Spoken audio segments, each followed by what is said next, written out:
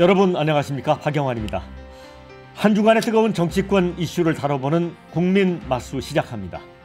자, 최상병 특검법이 무산되자 22대 국회가 시작되자마자 민주당이 특검법 내용을 대폭 강화해 당론 1호 법안으로 발의를 했습니다. 거기다가 해병대 수사단의 조사 기록이 경찰에 입첩되던 날 윤석열 대통령이 당시 국방장관에게 3차례 전화를 건 사실이 알려지면서 논란이 커지고 있습니다. 자, 이 문제는 국회에서도 아주 뜨거운 현안이 될 전망입니다. 자, 이 내용을 포함해서 정치권 현안 두 분 말씀 모시고 다뤄보도록 하겠습니다. 자, 먼저 국민의힘 홍석준 전 의원 나오셨습니다. 예, 반갑습니다. 안녕하십니까. 반갑습니다. 네, 민주당 광주 서구의 양부남 의원입니다. 예, 반갑습니다. 반갑습니다. 두 분은 말씀은 처음이시죠? 예, 네, 처음입니다. 네. 자, 그럼 바로 첫 번째 주제로 가보겠습니다.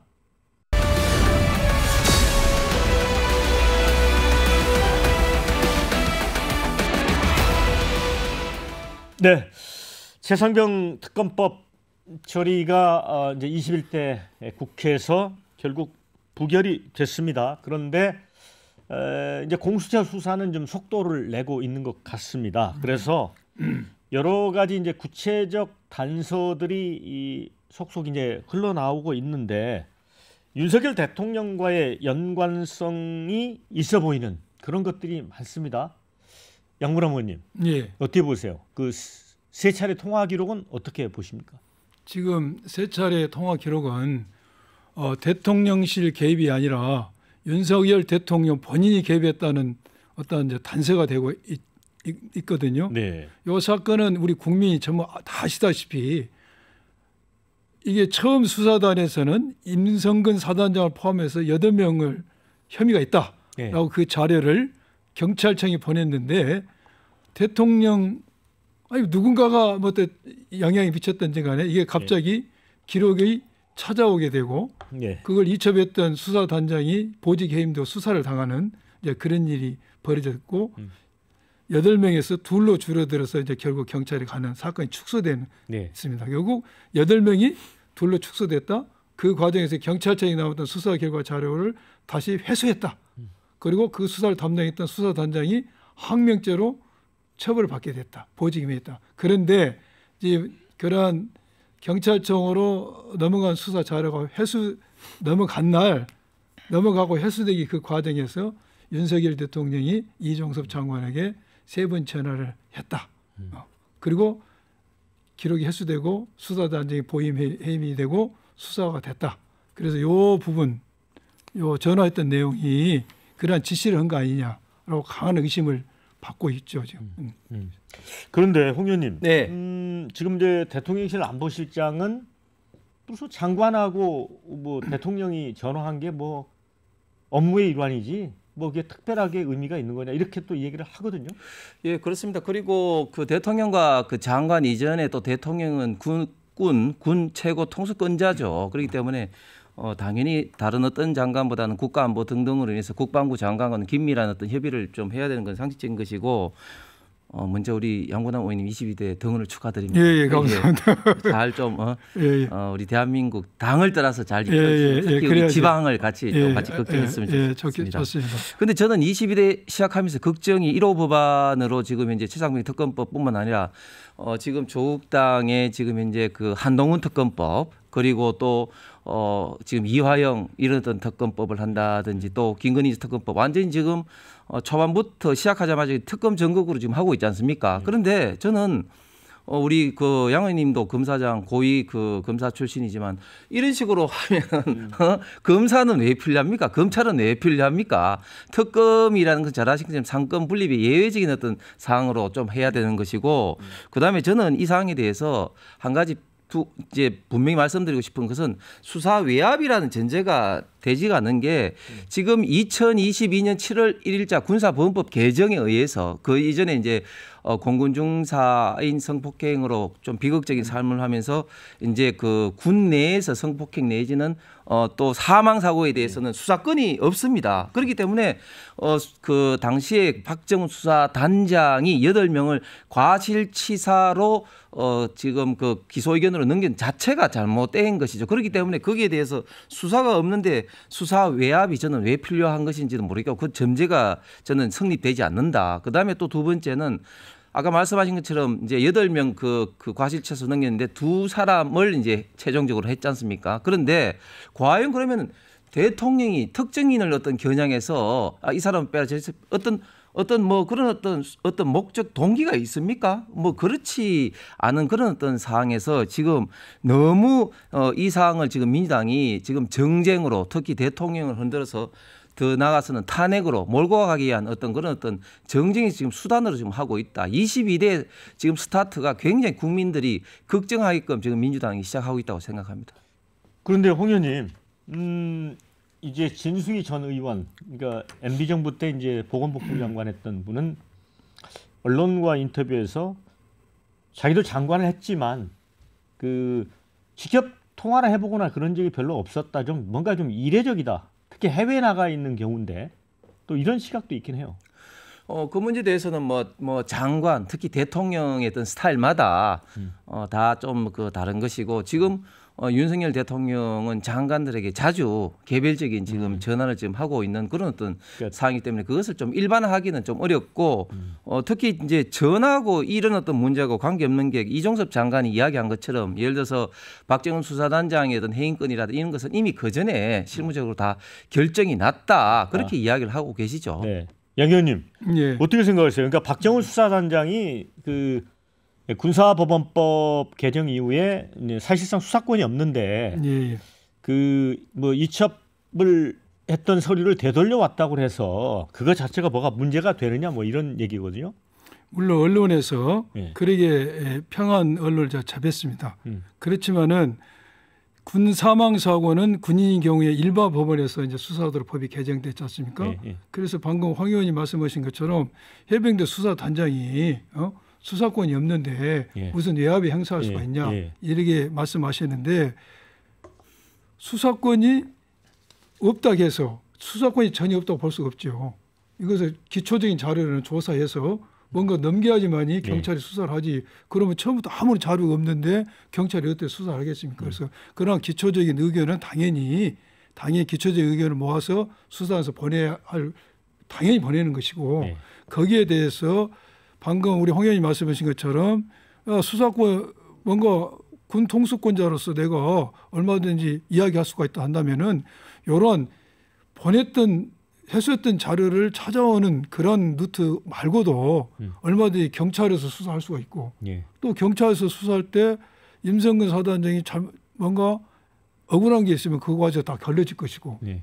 또 경찰 수사 끝나면 검찰 갈 거 아닙니까? 그렇죠. 그럼 검찰에서 수사하면서 윤석열 사단장이 죄진 게 없다면은 그런 모든 게 자연히 이게 무혐의가 드러나는 겁니다. 굳이 그 넘어간 자료가 왜 그리 중요하다고 가져올 필요가 뭐가 있겠습니까?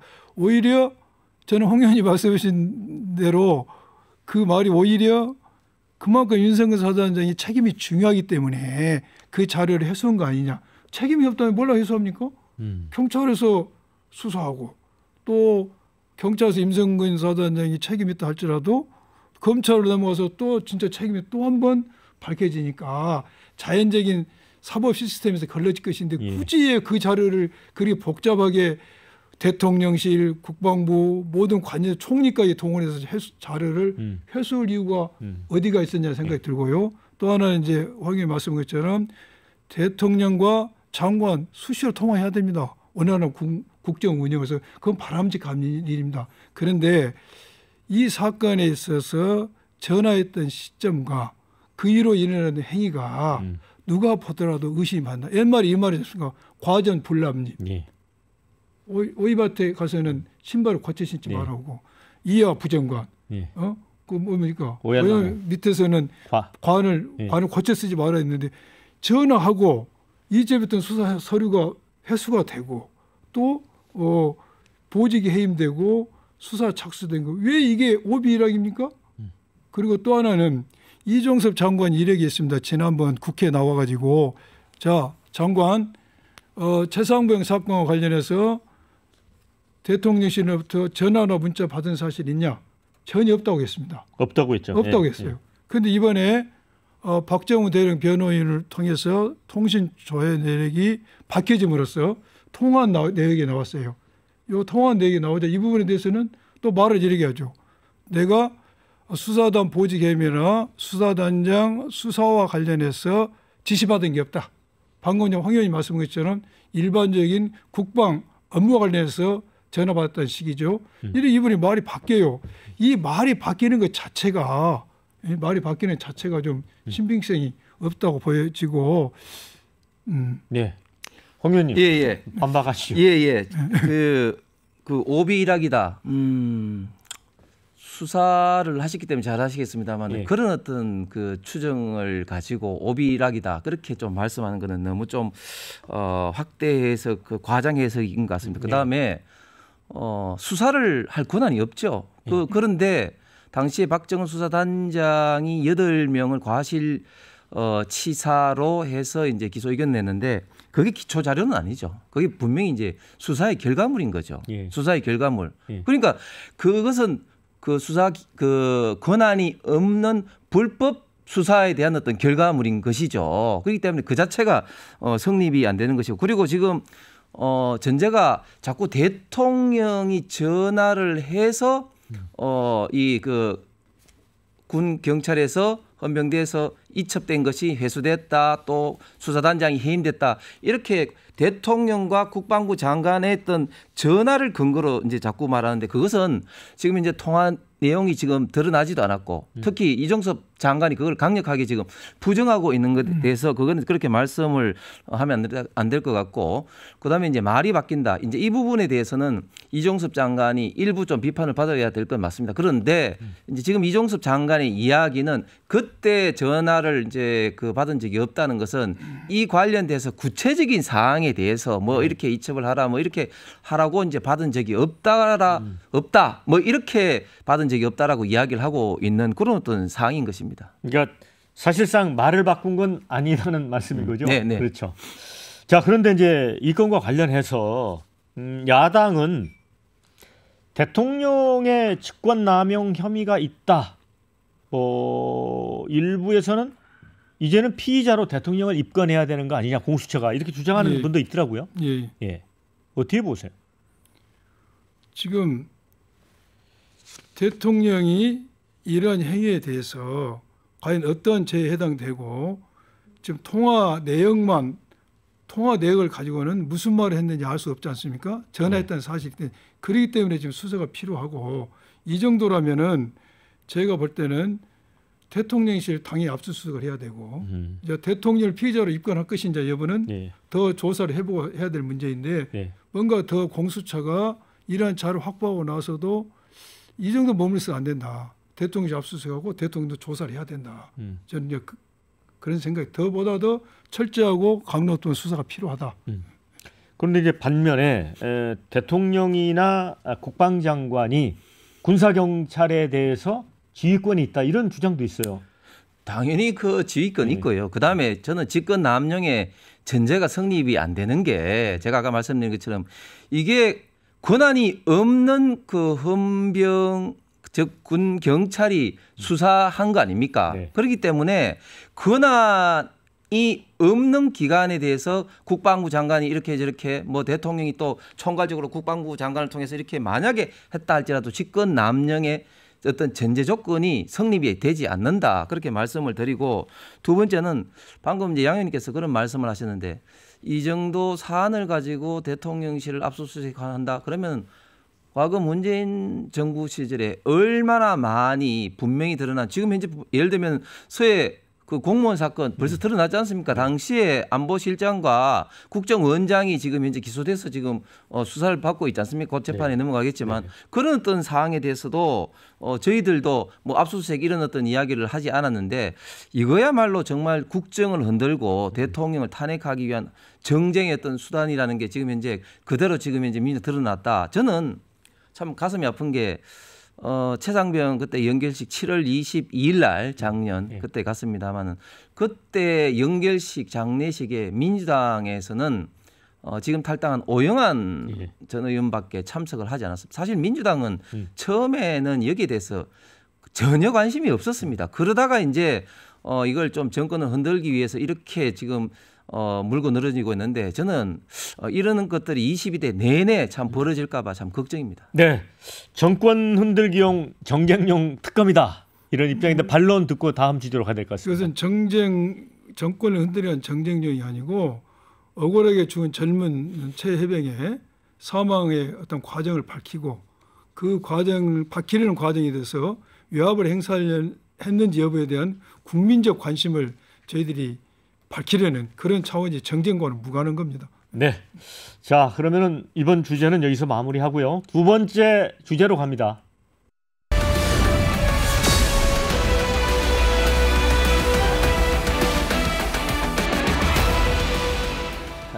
여야 당 수장들, 특히 이제 지난 총선 때 역할을 했던 이재명 대표 또 한동훈 전 비대위원장 행보에 이제 관심이 좀 쏠리고 있죠. 국민의힘은 한동훈 전 비대위원장이 이 총선 책임론에도 불구하고 출마 의지가 점점 강해지는 방향 같고요.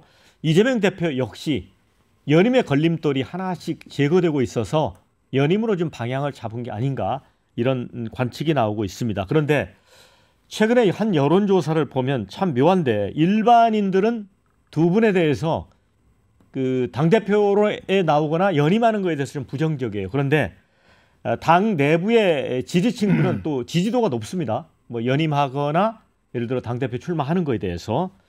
자, 이 부분과 의견을 나눠보도록 하겠습니다. 먼저 한동훈 비대위원장이 이 당대표에 출마할 가능성은 이미 50% 넘었다고 보십니까? 예, 저도 50대 50으로 봤는데 점점 이제 출마 쪽으로 조금씩 어떤 본인의 생각이나 행동이 드러나고 있는 것 같습니다.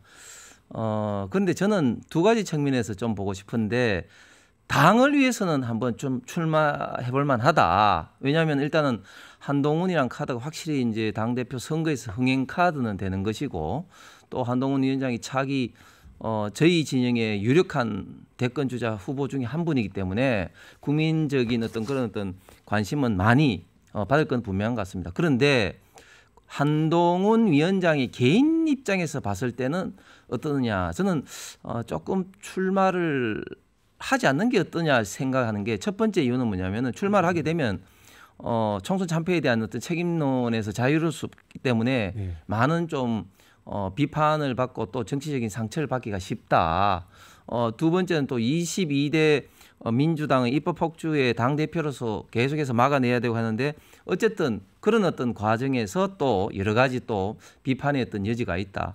마지막으로는 저희 당헌 당규상으로는 다음 차기 대선에 출마하기 위해서는 대선 선거일로부터 1년 반 전에 사퇴를 해야 됩니다. 그러면은 역산을 해보면은 2025년 9월 달에 이제 사퇴를 해야 되는데 그러면 이제 8월 초 정도에 전당대회가 있다는 가정하에 1년 남짓 만약에 이제 당대표가 된다면 하게 되는데 과연 그렇게 하기는 것이 한동훈 위원장 개인 입장에서 맞는 것이냐 바람직한 것이냐 이런 어떤 생각을 이제 해보면 저는 한동훈 위원장 개인 입장에서는 출마하는 것이 썩 바람직하게 보이지는 않습니다. 양 의원님, 그런데 이제 조국 혁신당에서 1호 법안으로 한동훈 특검법을 지금 발의를 했잖아요. 그렇죠. 그렇고 보면 이거 어떻게 보세요? 야권에는 한동훈 전 비대위원장이 당대표로 있는 게 좋을까요? 지금 한동훈 비대위원장 체제에서 이제 총선을 치렀지 않습니까? 근데 총선 결과는 뭐 썩 이렇게 네.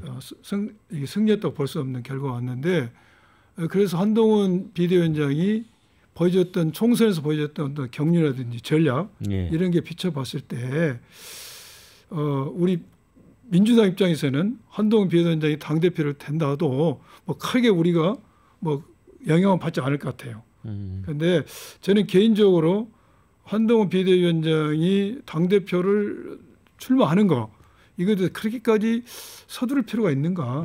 아직 나이도 있고 예. 정치 행보를 앞으로 펼치하는 기회가 있는데 굳이 이번에 나올 필요가 있는가 생각이 들어요. 오히려 저는 한동훈 비대위원장이 정치적으로 크게 꿈이 있으면은 보다도 좀 내려와서 한 지역구를 맡으면서 이렇게 밑에서 정치를 하는 거 이게 하는 게 좀 바람직하지 않을까 하는 생각이 들고 조국 혁신당에서 한동훈 특검 이 부분에 대해서는 저는 개인적으로 많은 좀 생각이 필요하다. 이런 말 생각이 필요하다. 그 내용과 과연 적절한지 이런 네. 거 있어요. 네.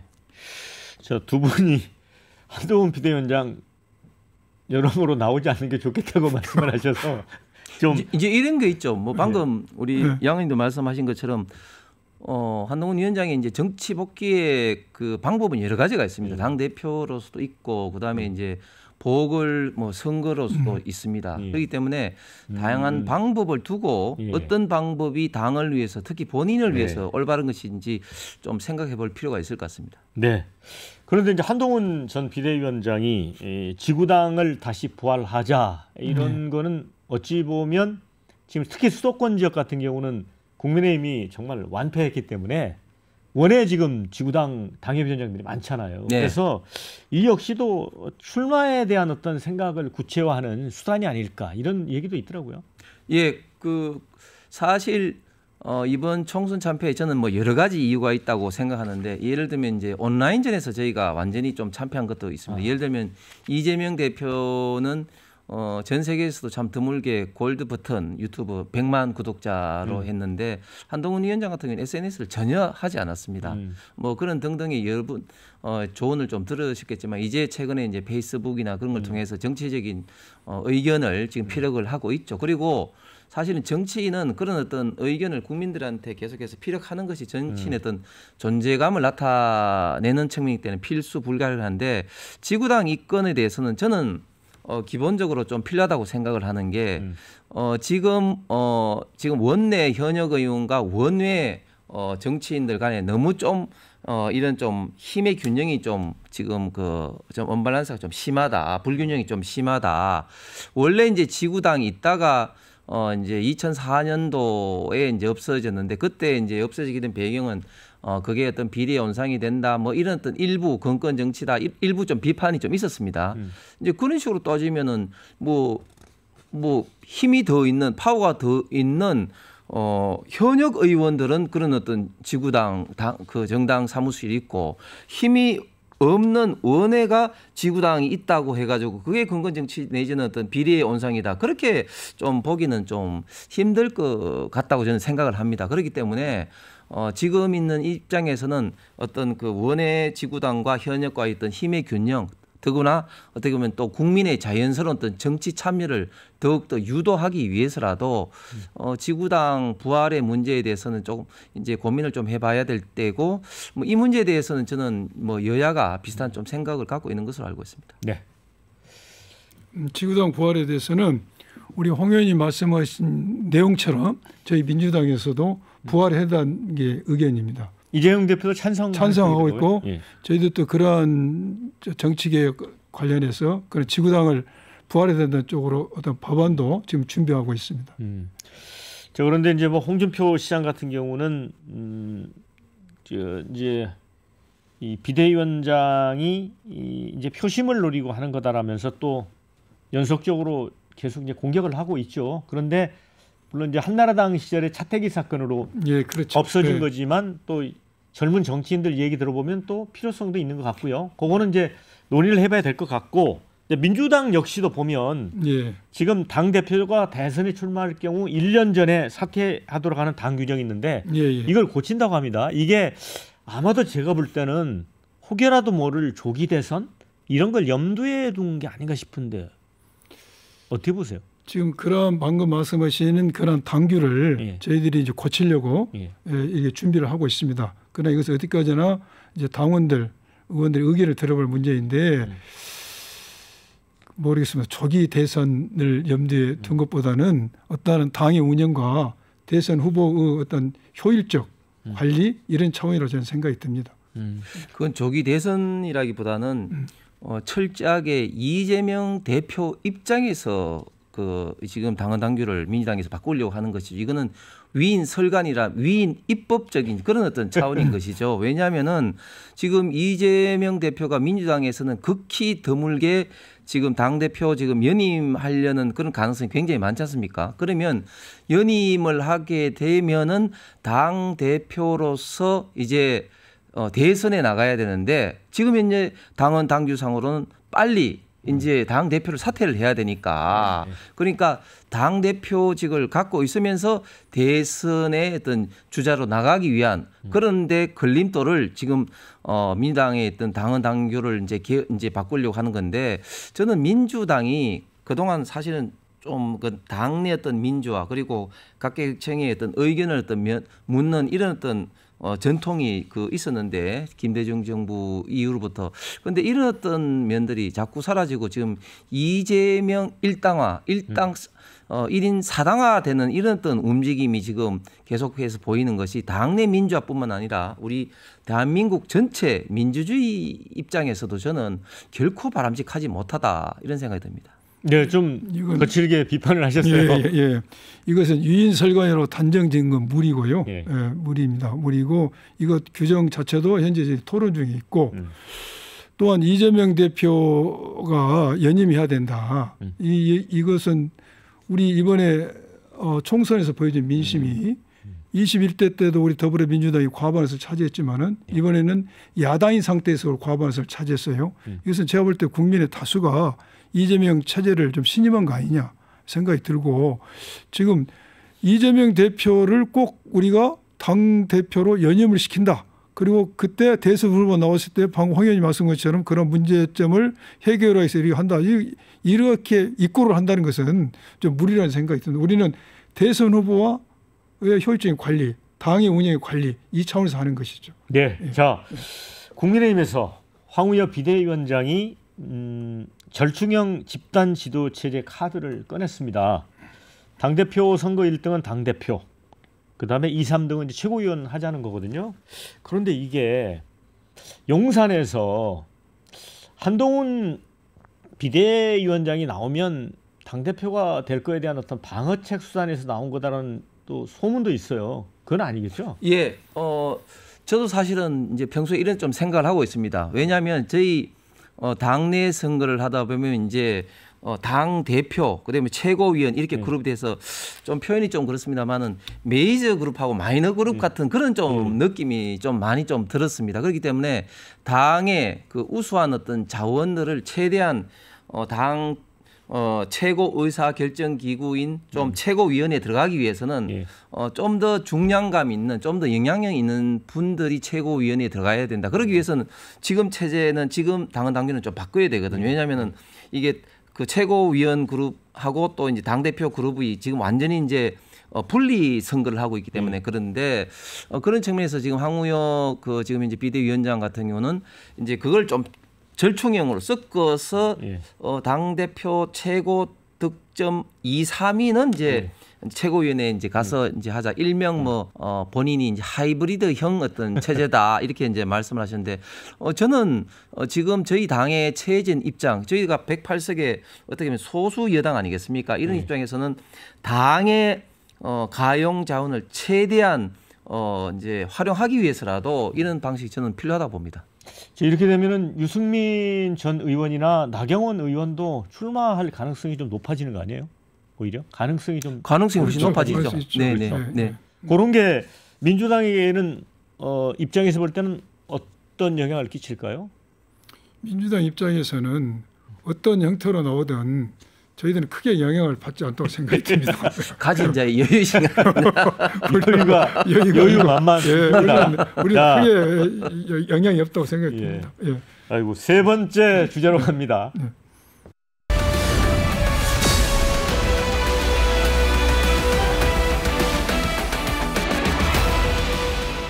네, 여당의 이제 당권 주자로 거론되는 우리 나경원 국민의힘 당선인이 이제는 국회의원이죠.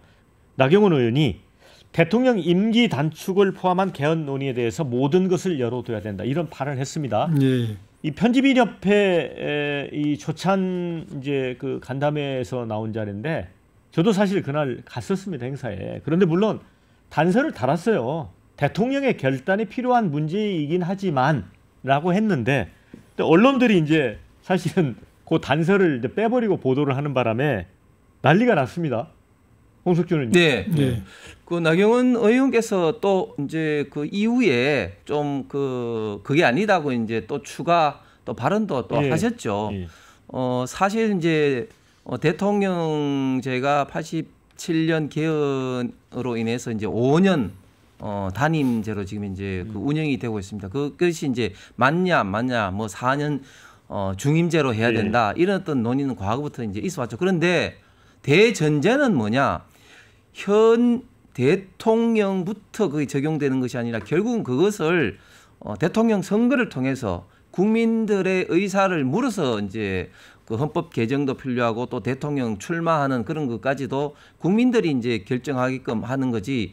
그것이 지금 현재 5년 단임제로 당선된 현재 대통령의 그거를 적용한다. 이것은 말이 안 되는 거고 자유민주주의와 헌법의 어떤 기본 대원칙을 일방적으로 국민의 의사와는 관계없이 파괴하는 것이죠. 그렇기 때문에 이것은 이제 맞지 않고 이제 만약에 이제 4년 중임제 개헌이 필요하다 이런 논의가 본격적으로 되면 그것은 다음 대통령 선거에 아주 중요한 어떤 또 이슈가 또 되겠죠. 영군 의원님, 근데 예. 민주당은 이런 거에 대해서 굉장히 좀 좋아하는 것 같아요. 그렇습니다. 왜 그렇습니까? 제가 좀 자료를 적어왔는데 네. 우리가 4년 중임제냐 5년 단임제냐 이 문제에 대해서 우리 헌법상으로는 재헌헌법에서 한번 이거 했더라고요. 예. 5차 개헌에서도 이거 4년 중임 1차 한번 중임제 가능하다 했는데 우리 이재명 대표께서 2023년도에 최초에 이제 4년 중임제가 가능하다 예. 이걸 이야기했고 4년 중임제의 이제 장점은 여러 아시다시피 국정 연속이 가능하다. 근데 5년 단임제는 제왕적으로 권력이 집중된다. 이런 여러 가지 헌법학자들의 평이 있지 않습니까? 네. 또 얼마 전에 여론조사 모 조사 기관에서 여론조사를 했는데 5월 27일부터 5월 29일 1,008명을 했더라고요. 1,004명을 했는데 국민 58%가 4년 중임 개헌에 동의한다고 했습니다. 그래서 우리 민주당에서는 4년 중임제를 하는 게 낫다. 권력이 제왕적 5년 단임제를 하다 보니까 제왕적 권력이 집중되고 그렇기 때문에 4년 중임제가 좋다는 게 이제 민주당의 의견이고 제가 볼 때는 방금 말씀하신 나경원 의원도 처음에 여러 가능성을 놓고 보지만은 4년 중임제 개헌이 낫다. 이 이야기한 것도 이런 여론이 상당히 4년 중임제를 지지하는 여론이 있다는 것을 염두에 뒀 것 같아요.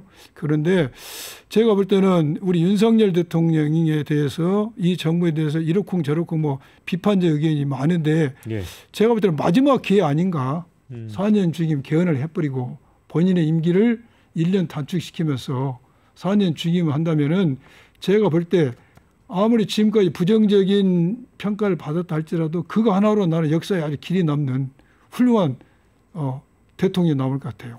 그런데 아니 그러니까 지금 우리 양부람 의원님께서는 윤석열 대통령이 임기 1년을 줄여서 네.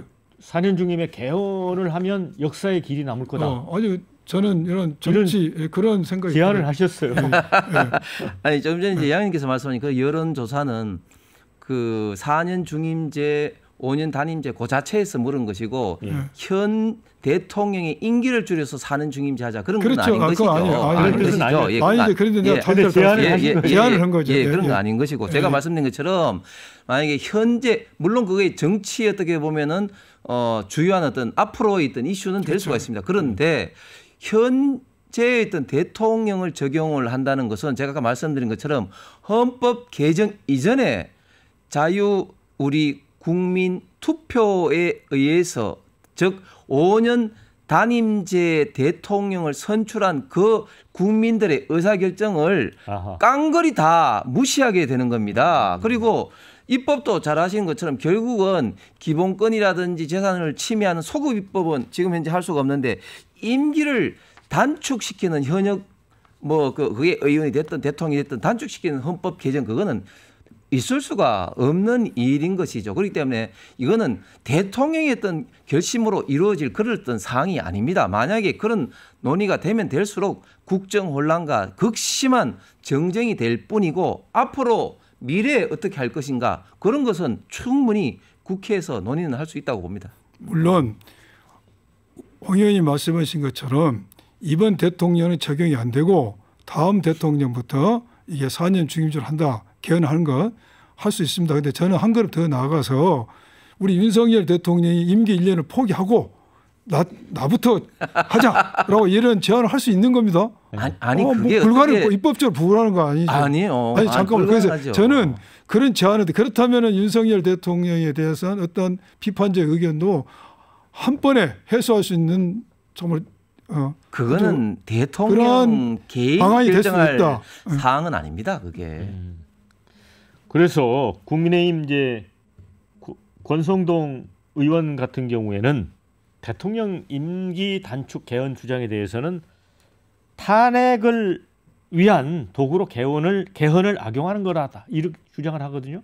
그러니까 지금 민주당의 모든 지금 현재 취하고 있는 행동들이 제가 볼 때는 다 지금 탄핵을 목적으로 하고 있다. 즉 입법 폭주를 통해서 자꾸 대통령의 거부권을 유발하는 것도 그렇고 또 특검으로 통해서 계속해서 지금 공세를 하는 것도 결국은 정권은 흔들고 대통령 흔들어서 결국은 거기서 조금이라도 문제점이 되면은 어떤 탄핵으로 연결시키기 위한 어떤 그런 어떤 시도를 하기 위해서 그런 게 하고 있다. 깔려 있다. 그렇습니다. 네. 그리고 아니 지금 깔려 있는 게 아니라 지금은 대놓고 지금 이야기를 하잖아요. 지금 정청래 최고위원도 얼마 전에 최고위원회에서 그런 이야기를 했고 이제는 드러내놓고 하고 있습니다. 이제 깔려 있는 게 아니고 이제 과연 이런 식으로 민주당이 취하는 행태가 우리 대한민국은 물론이고 민주당 입장에서도 저는 바람직하느냐 그렇지 않다고 봅니다. 결국 국민들은 여기 대해서 국정을 흔들고 이런 것에 대해서 일부 윤석열 대통령을 비판하는 국민들도 그런 어떤 상황이 됐을 때는 저는 민주당이 굉장히 후폭풍 부메랑을 맞을 거라고 생각합니다. 정치적 의도의 국정 흔들기다 이렇게 주장을 하고 있습니다. 그런 주장을 하시기 전에 우리의 민생 입법이라든지 국정 기조 전환을 바꾸기를 원하고 국민들이 의혹을 갖는 법률안에 대해서 왜 대통령이 거부권을 행사하고 그런 원인이 있기 때문에 이런 현상이 벌어진 거 아닙니까? 그리고 또한 임기 단축, 탄핵이다. 지금 현재 우리 민주당에서 4년 중임제 개헌이 나오면서도 거기에 임기를 단축하자는 말은 없지 않습니까? 이 대통령부터 적용하자는 취지는 아니잖아요. 그래서 정정으로 모르기 이전에 왜 이러한 민생 입법과 국민들이 의혹을 해소하기 위해서 원하는 법률에 대해서 대통령 거부권 행사하는지. 그러니까 아니 최혜병 특검도 그렇잖아요. 다시 말해 돌아가서 정말로 우리 홍 의원이 말씀한 것처럼 아무 권한 없는 일에 무슨 직권남용죄가 되냐 안 되냐. 그러면 특검법에 수용해서 밝혀보면 될 거 아닙니까? 그래서 저희들이 최혜병 안 하니까 이런 문제가 생겨요. 특검을 그냥 무작정 비판 내지는 거부하지 않는다는 건 뭐 다 아시는 상황 아니겠습니까? 제가 공수처 수사 결과 지켜보고 특히 완전히 결과가 끝나지 않더라도 저희는 일정 기간을 정해서 만약에 그 결과가 나타나지 않으면 할 수도 있다. 그리고 이런 어떤 독소 조항에 해당되는 어떤 추천권이라든지 이런 것은 이제 좀 바꾸자 이런 식으로 협의를 했는데 지금, 그게 안 되고 있는 것이죠. 지금 다시 말이 돌아갔는데요. 최혜병 특검법 거부한 사유 중에서 수사 중인 사건에 그런 사례가 없다. 수사 중인 사건에 특검한 적이 많습니다. 네. 또 수사가 여야 단독으로 하지 않았다. 여야가 합의하지 않고 야당 단독으로 한 특검도 많습니다. 또 특검 후보 추천에 대해서도 단독으로 한 적이 있는데 이번에 우리 특검법 어제 우리가 수정해서 발의한 것은 이제 교섭단체가 민주당만 한 게 아니라 비교섭단체도 하는 걸로 바꿨습니다. 그런데 독소장이라고 말씀하신 것도 그게 피해 사실이 아닌 수사 절차에 관한 것이었고 또 다른 특검에서도 그러한 내용으로 수사 과정을 공개한 사례가 많았어요. 수사 결과를 지켜보자. 좋은 의견입니다. 그러나 지금 공수처 수사가 제대로 되겠냐 이것이죠. 진행 속도라든지 인력이라든지 이러면서 네. 또한 늘 강조하지만은 공수처 수사가 됐다고 해서 기소권이 없어요. 공수처는. 그래서 정쟁이라고 일축하지 마시고 왜 우리 민주당이 이렇게 행동으로 나온 것에 대해서 원인 제공은 국민의힘과 대통령이 있다. 네, 이제 논점을 벗어났기 때문에 반론하실 거면 짤막하게 가지고 짧게만 하겠습니다. 예, 아니 특검을 할 수가 있죠. 그러나 그 사실은 이런 어떤 특검 논의에 여야가 합의를 이때까지 다 했고 합의를 하지 않은 특정 어떤 정당의 특검은 없었다. 그다음에 아니 있었다니까요. 뭐가 있었어요? 여야 합의 없이 특검이 많았습니다. 뭐가 있었습니까? BBK 주가 조작 사건, 노무현 대통령 측근 비리 사건, 대북 송금 사건 제가 좀 서베이를 했어요. 아니 내용권 그게 과세 부입 사건. 아니 그게 결국은 그게 누가 주도를 했냐 따라서 다르겠지만 그러나 결국은 여야가 합의라는 거는 마지막에 합의라는 거거든요. 여야 합의 없이 된 특검입니다. 그다음에 특검을 결국은 지금까지 여야가 동수로 1인 1인에서 추천을 해서 대통령이 선택하도록 하면 되는 겁니다. 그래서 네. 그런 조항만 협의만 하면 되는데 그런 조항 협의를 못하도록 민주당이 밀어붙이는 것은 이거는 뭐 거부권을 유발하는 것밖에 저는 안 네. 봅니다. 자, 이제 마무리 짓고 예. 네 번째 주제로 가보겠습니다. 네.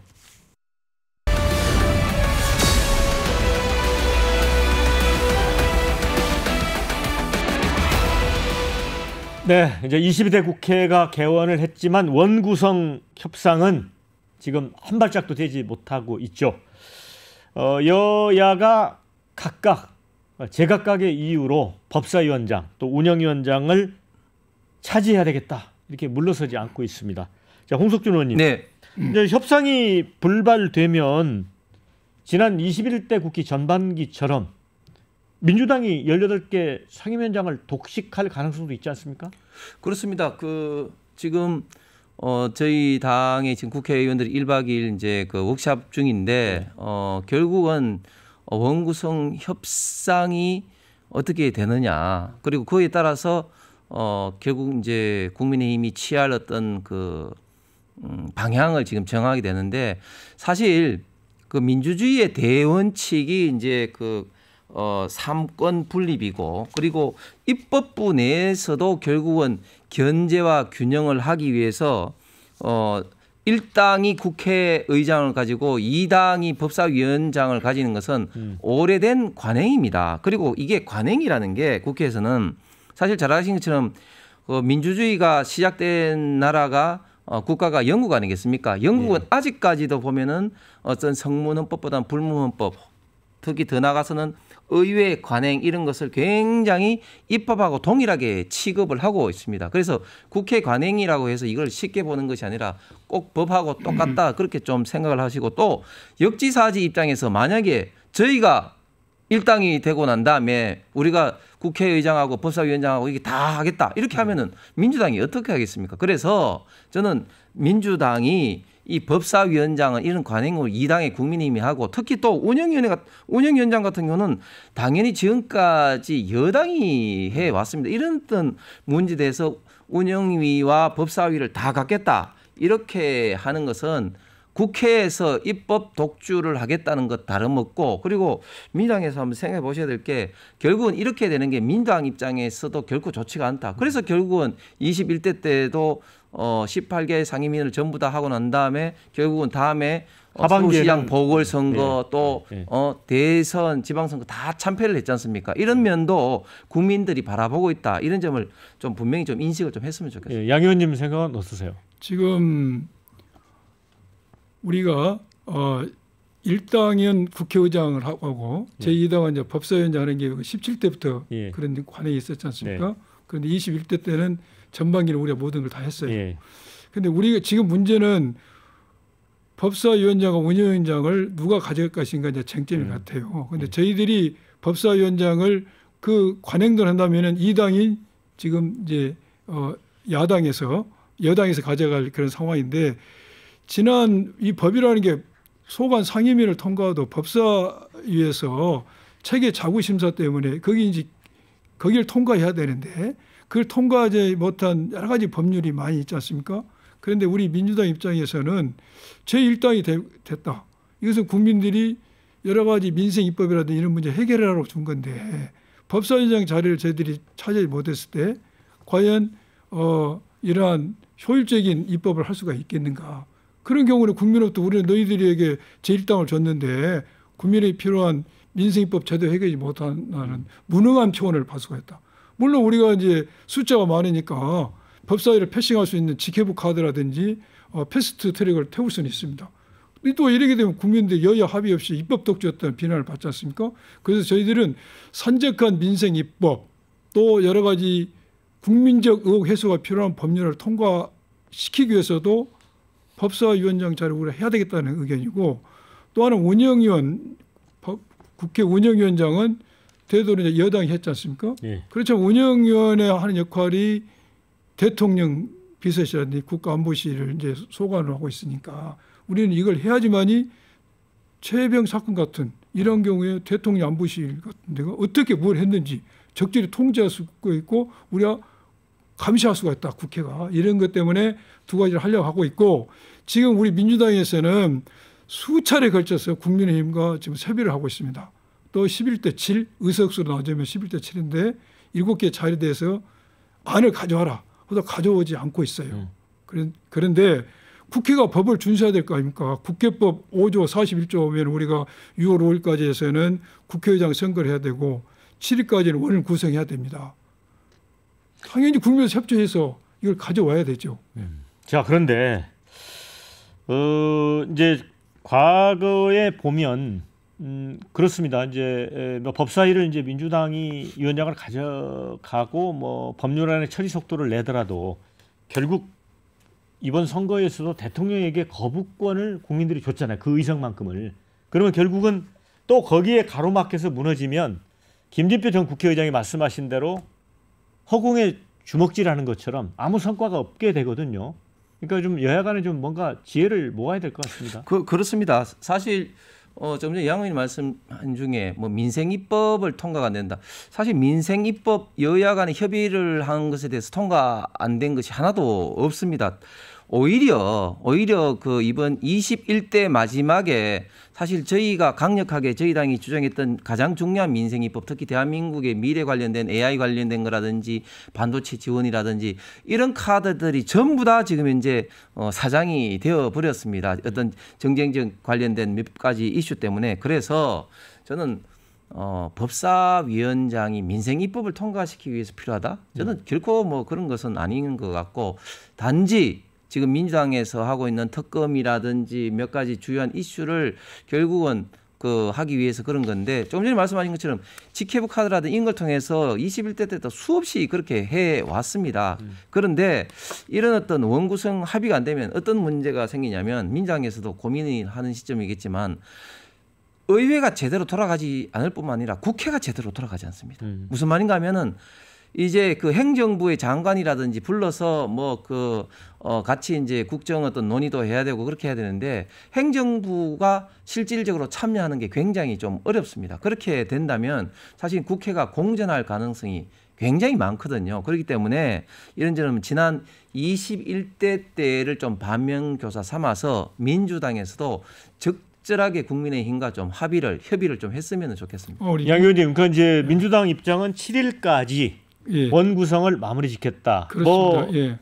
여당이 뭐 적절한 안을 수용하지 않으면 국회법대로 하겠다는 그렇습니다. 거죠. 예. 예. 국회부터 하겠다는 거죠. 예.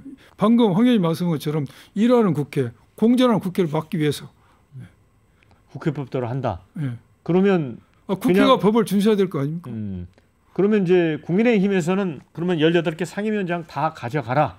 이렇게 해버릴 가능성도 있나요? 뭐 아직까지 뭐 결정은 안 되기 때문에 어떤 결정을 할지는 좀 지켜봐야 되겠습니다만 어쨌든 저희가 21대 때도 그런 어떤 카드를 통해서 저희는 결국은 이제 국민들의 민주당의 있던 입법 폭주를 저희는 심판했다고 생각을 합니다. 그래서 그런 카드도 뭐 굉장히 저희가 고심할 수밖에 없는 그런 카드인 것 같습니다. 그런데 예를 들어 18개 상임위원장을 민주당이 맘대로 다 가져가라. 그러면 사실 민주당으로서 좀 부담스러울 것 같은데요. 민주당으로서는 부담스러운 면이 있지만은 일하는 국회, 공정하지 않는 국회를 만들기 위해서는 저는 어쩔 수 없다고 생각이 듭니다. 네. 근데 그게 오히려 그렇기 때문에 공정이 된다니까요. 저희들도 참여 안 하고 행정부 참여 안 하고 그러면 민주당만 계속해서 뭐 아니 행정부가 참여 안 할 수가 없죠. 아유 그렇지 않습니다. 자, 이제 192석의 야권이 뭐 이제 20대 국회 시작되자마자 이제 전방이 그런 공세를 시작을 하고 있습니다. 그래서 국민의힘도 이 192석의 실체를 또 인정하는 수준에서 또 나름대로 타협책을 낼 필요도 있다는 생각이 듭니다. 그렇습니다. 네. 자, 이제 시간이 얼마 남지 않았기 때문에 한 50초씩 못다한 말씀 듣도록 하겠습니다. 양분남 의원님. 우리 국민의힘에서도 지금 가장 현안이 되고 있는 게 여야 원구성이니까 네. 여기에 대해서 좀 협의를 했으면 생각이 듭니다. 우리 민주당이 제시한 대로 그러나 12대 7 여기에 대해서 국민의힘에서 그냥 계속해서 협의에 응하지 않을 게 아니라 국민에서 안을 제시하고 그게 바람직하다는 생각이 듭니다. 또한 우리가 지금 최혜병 특검을 당론으로 발의하기로 했습니다. 특검 추천에 대해서도 교섭단체, 비교섭단체 한 명씩 하는 걸로 했습니다. 여기에 대해서 우리 국민의힘 의원들께서도 네. 8석이 필요합니다. 네. 양심을 저버리지 마시고 예. 죽은 해병의 넋을 이유한 휴머니즘을 잊어버리지 마시고 꼭 이번 재의결에는 동참해 주시길 부탁드립니다. 예.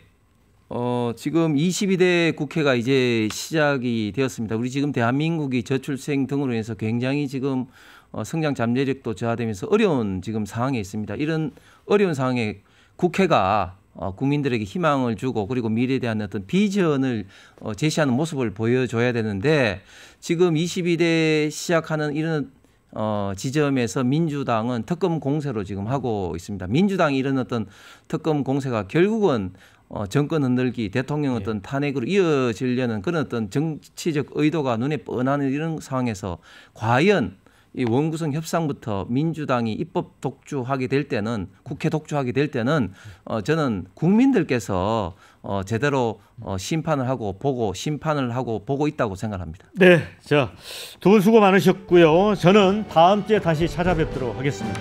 자, 수고하셨습니다. 예, 수고하셨습니다. 감사합니다. 예.